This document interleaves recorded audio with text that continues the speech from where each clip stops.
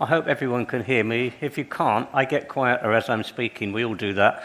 So you just need to shout out, I can't hear you.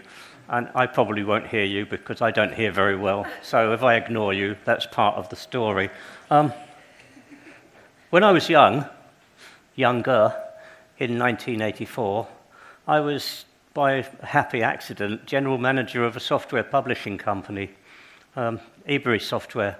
National magazines, Good Housekeeping, Cosmopolitan, Harper's and Queen, all the prestigious magazines thought that software publishing was the future. And they were right. It just wasn't in our future because 1984 was a bit early for software publishing.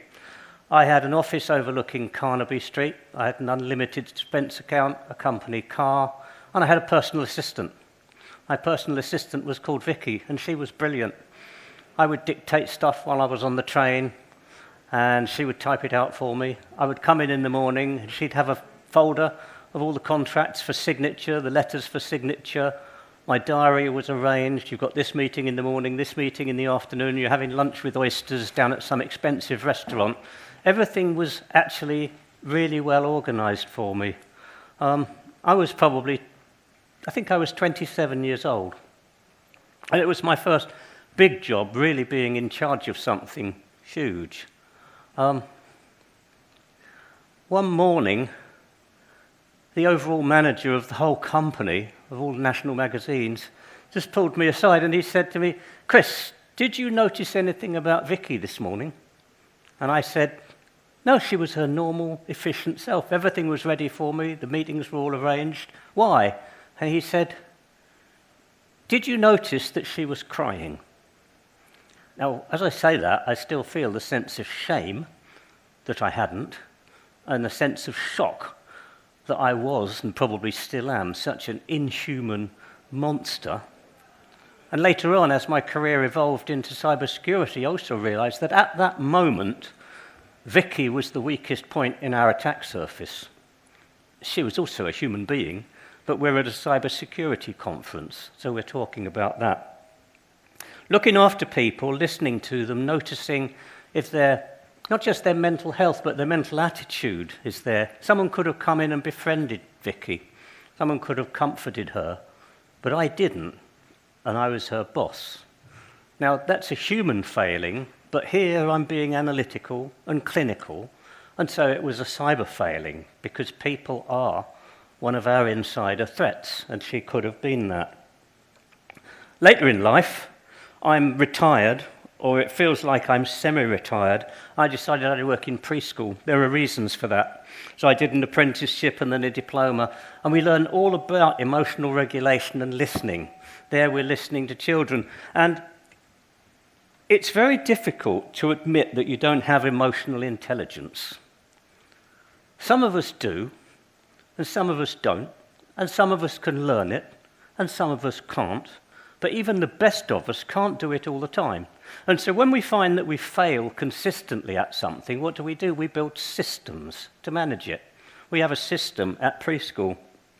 When we have a moment, we'll talk to the children, and we have these things. They're called colour monsters. There's a book about the colour monsters. They're effectively an emotional intelligence tool.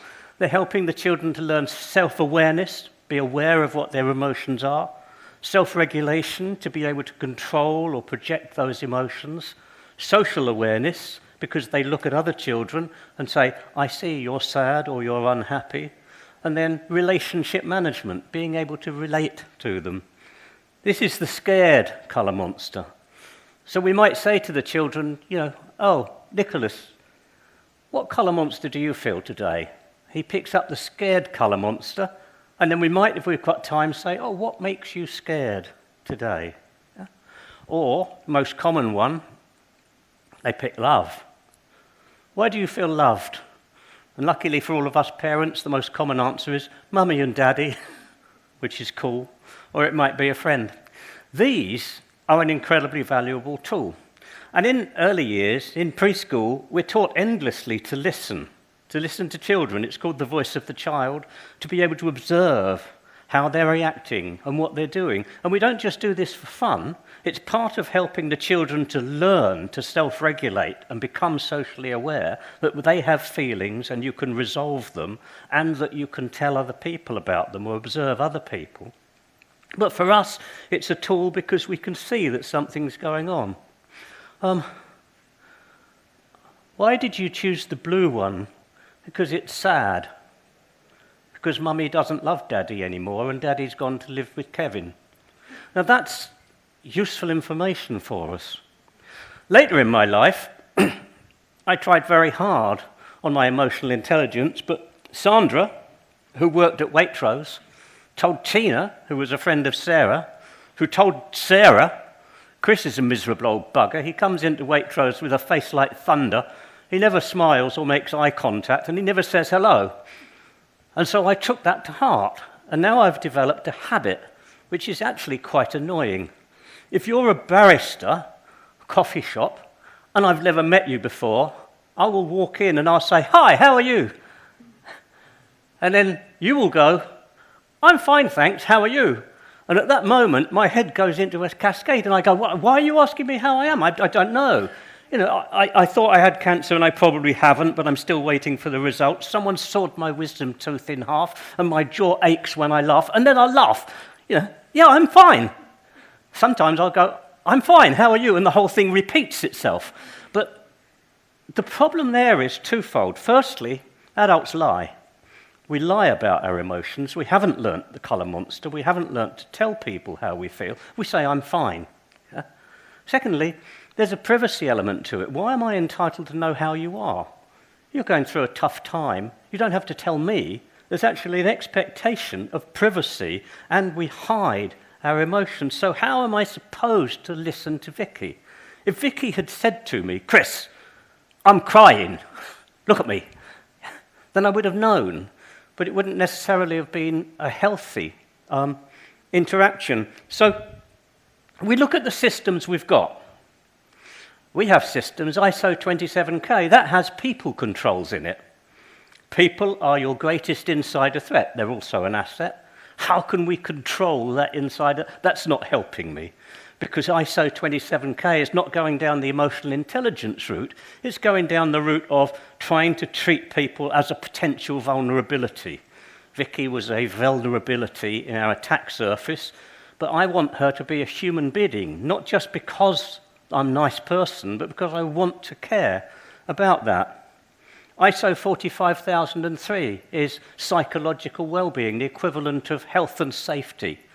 ISO 45003 tells you how to manage the kind of stresses you have in your workplace, how to make it that the workplace does not stress people. But that doesn't help me, because if Vicky is crying already, it doesn't help me that I've put in place all kind of mitigations. I need to build some kind of atmosphere of trust so that she can tell me, but she doesn't have to tell me because she has an expectation of privacy. I go up to her and I say, "Oh, you okay, Vicky?" And she goes, "I'm fine." And then I go, "Are you sure you're fine? Because you don't." "Well, I'm fine. And who are you to ask me about?" You know, this happens mostly in close relationships, doesn't it? "Are you okay?" "I'm fine." "Well, you don't look okay." "Well, it's you who's not fine." And the whole thing escalates, doesn't it? But as adults, we've got these difficulties in this, but we have to acknowledge that somehow we need to build an environment of trust. So there are things called well-being passports. A well-being passport is that if I have emotional issues I'm dealing with or mental health issues, I can negotiate with HR or with my boss. Well, I don't have a boss, I always was the boss. But I could negotiate like a passport, which are a set of accommodations that can help me to cope in difficult circumstances. And then, instead of me saying to you, you know, "My dad died at the weekend and I'm upset," I can say, "I need to activate my passport for a couple of days." And that helps. But that's proactive. That still doesn't help Vicky, who's crying. I'm looking for something that enables me to deal with these things as they are. Something a bit like the colour monsters. And I'm afraid there isn't anything. Because all our systems, particularly the ones in cybersecurity, look at people as assets or threats and try to control them. And I'm not allowed to ask how you are, and I can't probe into it because that's an invasion of your privacy. So we can develop systems like people monitoring or AI. I can look at your email traffic.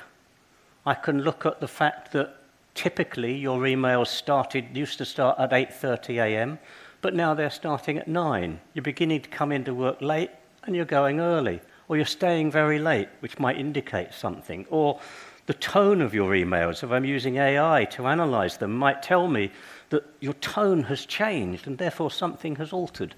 Isn't that actually more of a privacy risk if you do that, though? Exactly, yes, precisely. I'm not advocating this, I'm saying this is what people do, yeah. Because here, I'm actually intruding on your privacy by inferring your behavior.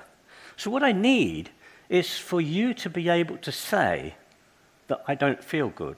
Now, at preschool, we've got an abundance of emotional intelligence. We have our colour monsters.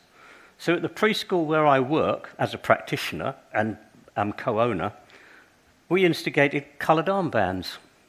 You could put a band on, like a grey band would say, I'm dealing with issues at the moment, I don't want to talk about it, but I want my colleagues to be aware. I'm only aware of that being worn once by one person. Now, and I didn't ask them what was wrong, because I sort of can't. Yeah, But the band said you shouldn't. exactly. And it's a rather sad thing. I still don't know why Vicky was crying, because even though I was ashamed and shocked, I didn't actually think to ask. So what can we do? I think the problem is that sometimes you give a talk or you prepare something and you don't know the answer. What I know is that we have really severe problems here. We need to build systems where I can trust you to inform me in some way, to put on a grey wristband, for example, or to mention, I don't feel too good today. And you need to trust me not to judge you for that. Because the problem that we have is that people might feel that they are being judged and their performance record is modified by this. And we know that we shouldn't do that, but we have to. Yeah. Does the analysis of publicly available data to prompt the questions violate privacy? Because I think one of the things I'm thinking about as you're speaking is it's what you do with the data, not necessarily, at some level, it's what you do with the data, not necessarily gathering the data. Yeah, I think there was an issue there of privacy, and I think there's a more difficult issue, because if I was open about what I'm doing, and I say, I've monitored your emails, and I've noticed that your tone has changed, so we need to have a little chat, it's like, this is not going to be a good interaction that we are working our way through. Now, at preschool, we have an absolute abundance of emotional intelligence, because we go through the full range of human emotion in a 15-minute time span, and then we start it all over again. It's one of the wonderful things about it. I'm not so good on emotional intelligence. I mean, you fall over and cry, I'm typically going to go yellow card for diving. It's sort of tough love. If you continue crying, I might help you up and even give you a hug, but not initially. So we're trained endlessly on how to recognize that people, children, are having difficulties, how they're feeling, listening to the voice of the child, hearing the voice of the child. And that voice is not necessarily speaking, it's how they're acting, and we're reacting to it. And we're also trained to recognize all the signs of abuse, a change in behavior, a cowering, marks, physical marks on your body. Our training goes through every kind of child abuse you can imagine, and it is horrific, because you have to look at it and understand it, and look at the serious case reviews of children who were killed or sexually abused, and it horrifies you. You have to work through all of that and pick out from it the lessons and demonstrate your ability to support a child through that kind of process. And so we're probably some of the most emotionally intelligent people there are, except Vincent. A child 2 years ago at Bright Horizons Nursery in Hampstead said to his father, "Don't make me go to Vincent." And the father told the key worker, and as far as we know, the key worker told the manager, but nothing was done. 2 years later, Vincent showed a colleague a video he'd made of a child crying because they were having difficulty sleeping. And that colleague reported it to her manager, who then reported it to the local authority designated officer as a staff concern. And Vincent had 26,000 photos and videos of him deliberately upsetting children, also abusing them.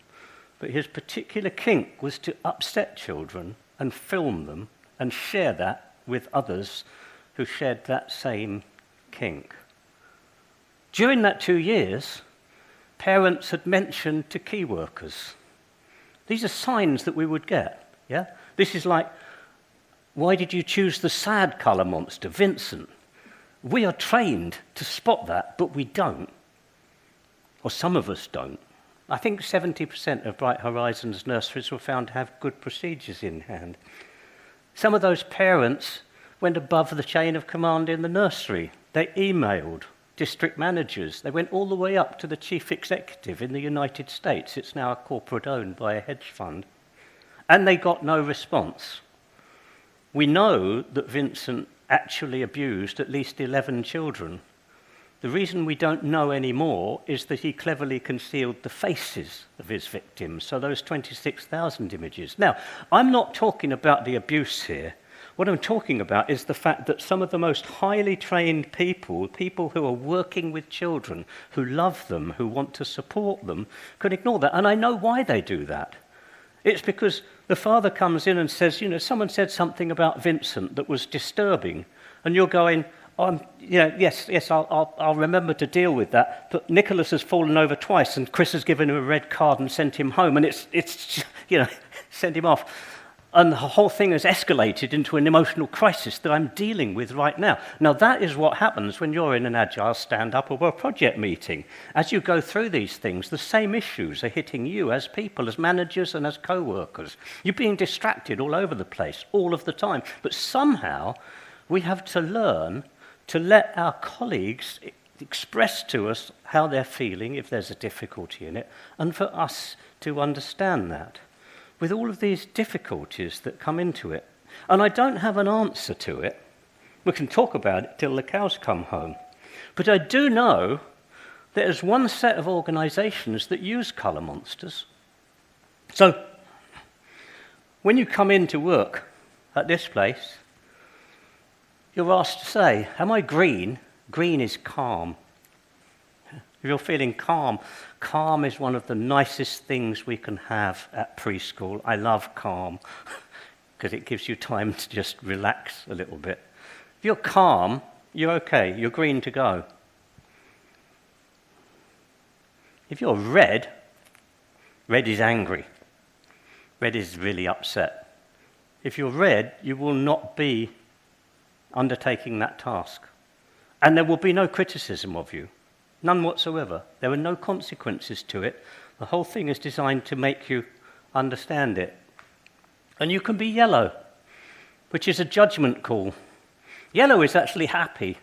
And I kind of think in the environment I'm thinking of that happy is acceptable, but you don't want to be led by a happy commander. You want to be led by a calm person. And you know what that organisation is? I mean, what I'm talking about is all sort of namby-pamby, touchy-feely, isn't it, yeah? It's the SAS, because it matters that you can trust your colleagues, and you need to be able to tell them that I'm not in a good place, and therefore I need to be preserved from taking responsibility for this, and I, as the commander, need to be able to recognise that. I can take questions. I had a question about some organisations, public or private, have psychological safety training and classes and things. Do you think that should be mandatory for all workplaces to help with this sort of thing? I don't know. ISO 45003 does mandate training for managers. It doesn't mandate training for all people in the workplace. So managers are supposed to be trained in how you identify symptoms of some malaise of some kind and how you have a constructive conversation. So it begins it. But my problem with things like ISO 45000 is that they're a system that sort of clicks into play, as it were. That training is important, but I mean, we're trained. I probably missed all kinds of things at preschool. I'm very highly trained to recognize them, but I can just miss it. You know, it's like you don't always get it. So yeah, I think training, but I also think the key thing for me, who is not very good at emotional intelligence, is to care. And I do genuinely care, but I have to make myself care as well. It's like an overt thing that you do. And I think that separation between this could be a threat to the mission, this person, their state of mind, and this is a human being who I care for and want to make accommodations for. That's the balance that I think is actually quite difficult to find, and particularly in our society. So I just leave you with the thought: what are you going to do about your emotional intelligence without going to a special training on it? Do you think part of the problem, particularly in this country, is the fact that we are quite reserved? And so, for example, if you talk about the situation where your secretary was in tears, Yes. you can't ask her what's going on, but what you can say is, look, I can see you're distressed. If you want to talk, I'm here. If you want me to ignore you, I'm here. That's fine. If you need to take a step away. But it's about being open. And the same as well with things like with the nursery.